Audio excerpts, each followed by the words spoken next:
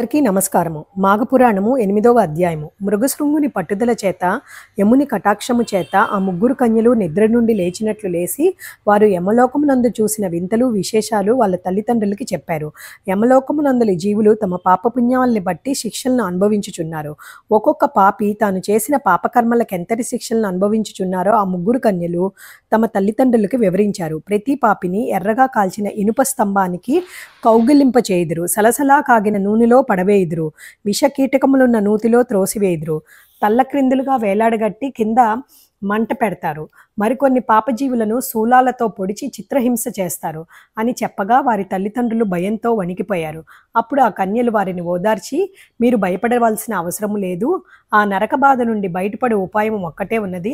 ప్రతి మానవుడు ఇహమునందు సుఖములను అనుభవించి పరమునందు ముక్తిని పొందుటకు మాఘమాసమునందు నదీ స్నానము చేసి తనకు తోచిన దానములు, ధర్మములు, జపములు, తపములు మొదలైన పుణ్యకార్యాలు చేయుట వల్ల అంతకు ముందు చేసి ఉన్న పాపాలన్నీ పటాపంచలై నశించుటయే కాక స్వర్గలోక ప్రాప్తిని కూడా పొందవచ్చును. కావున మాఘమాస స్నాన ఫలము అంత ప్రసిద్ధమైనది. మాఘమాసమునందు నదీ స్నానము చేసి నిష్కల్మష హృదయంతో శ్రీమన్నారాయణుని పూజించి శక్తి కొలది దానము చేసిన 1,000,000 క్రతువులు చేసినంత ఫలితము కలుగును. మాఘమాసం అంతయు పురాణ పట్టణము చేసినను లేక వినినను శ్రీహరి దయకు తప్పనిసరిగా పాత్రులగుదురు. కావున మీరు భయపడవలసిన పని లేదు. నరక బాధల నుండి బయటపడుటకు అంతకంటే సులభ మార్గము మరి ఒకటి లేదు అని ఆ కన్యలు వారి తల్లిదండ్రులకి వివరంగా వివరించారు. ఓం తస్సత్.